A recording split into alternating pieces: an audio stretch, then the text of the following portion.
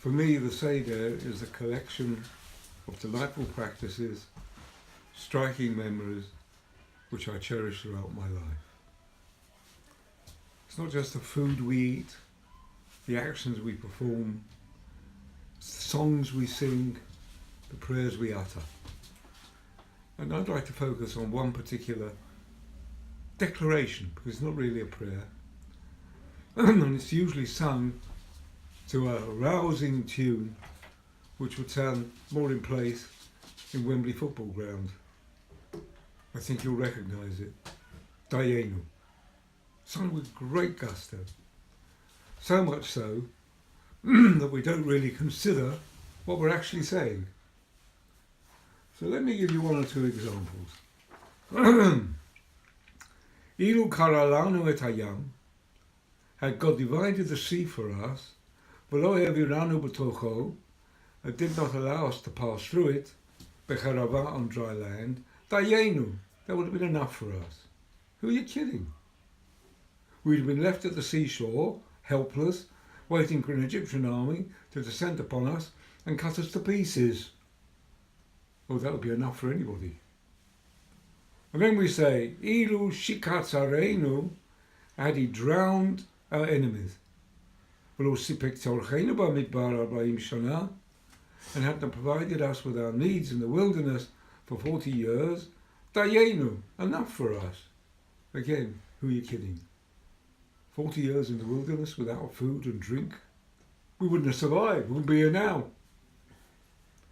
Ilu kervanu lifnei har Sinai, and he brought us close to Mount Sinai, v'lo natananu et haTorah, and didn't give us the Torah, dayenu, it would have been enough for us. Come off it. You schlep us across a wilderness just to look at a mountain? If that were a cook's tour, I wouldn't pay to go on it. And then, of course, Ilu natan lanu et haTorah, had he given us the Torah, v'lo hichnisanu le'eretz Yisrael, and didn't allow us to enter the land of Israel, dayenu, it would have been enough for us. So we would have spent the last 3,500 years wandering around the Sinai desert to become the aboriginal desert rats. No thanks. So what are we talking about? The truth is, we're saying to God that had you performed any one of these actions, every one of these actions, and even though we were still left in dire straits, it will still be reason enough to have faith in you. That's dayenu. It's enough, Lord, for us to believe in you. And this, in fact, is a recurring theme of Jewish history, especially during the last 2,000 years. In the year 70, our beautiful city of Jerusalem was destroyed. The magnificent temple was burned down. In a war that lasted 4 years, hundreds of thousands of precious souls perished. That's disaster. And yet from the midst of that disaster, from the ruins of Jerusalem, Yochanan ben Zakkai went with his students to Yavne, and there he established his academy, which laid the foundations of Rabbinic Judaism. Dayenu. Reason enough to have faith in you. And of course, within 2 generations, an even greater disaster. The Hadrianic persecution resulting from the collapse of the Bar Kokhba uprising, where, as I've told you in the past, more than 500,000 Jews perished. More than 500,000. The southern part of the land was depopulated. For 3 years they weren't allowed to observe or study the Torah. When eventually it came to an end, the remaining scholars gathered together in Galilee. They set up their academy, and there they produced the Mishnah, the second great law code of Judaism, Dayenu. And then we have the horror of the Middle Ages, centuries of persecution, of burnings, of drownings, of the murder of innocent children. And far from warping our personality, it honed it. We emerged from the Middle Ages sparkling with genius. The great Talmudic scholars, the halachists, the Bible commentators, the philosophers, all of which have enriched Jewish life and culture to today and indeed to the end of time. Dayenu. And then of course we have the ultimate disaster, the one that's never be forgotten, the Holocaust. 6 million perished. 6 million precious souls that can never be replaced. And yet from the ashes of the Holocaust and the debris of Europe, the state of Israel was born. Who would have believed it?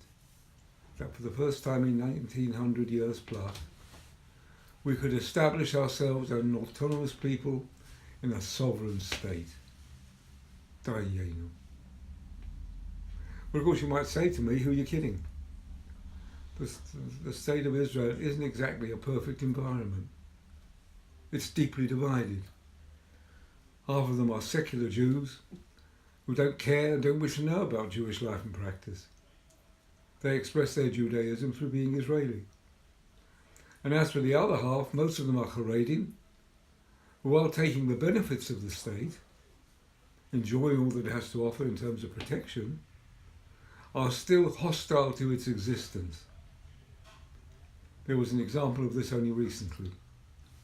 In Mea Shearim, the bastion of the Haredi world, on Purim, they hanged images, effigies of students, of Haredi students, who had dared join the Israeli Defense Forces in defiance of their community's policy. And so, for wanting to defend the land of Israel and its people, they treated them like Haman. They don't get much worse than that. Nonetheless, if you take the most secular of Israeli children, he will still go to a Jewish day school. He will still speak Hebrew, the language of the prophets, of Moses, of the kings of Israel, albeit in a modernized form. When he'll study literature, it'll be the Bible, Mishnah, Jewish text. When he learns history, it'll be the remarkable history of our people, its thoughts, its ideas. So that even the most secular child in Israel has all the components that could make him into a thinking Jew. All he's waiting for is that spark to be ignited in his soul so that he can adopt a full Jewish persona. Dayenu. But of course you may say to me, it's not going to happen, is it? Not in a month of Sundays. It's not going to happen. And I would say it's Pesach. Pesach is the festival of optimism, not just history. We look forward to the future. So let us be optimistic about the future of the Jewish people. We are truly a remarkable nation that is capable of achieving the impossible. It's just that it takes a little longer. I wish you all a delightful Pesach. Enjoy your Sedarim to the full. And permit me to end with a quotation from a lady who was 100 years old recently. We'll meet again. Don't know where, don't know when, but I know we'll meet again some sunny day.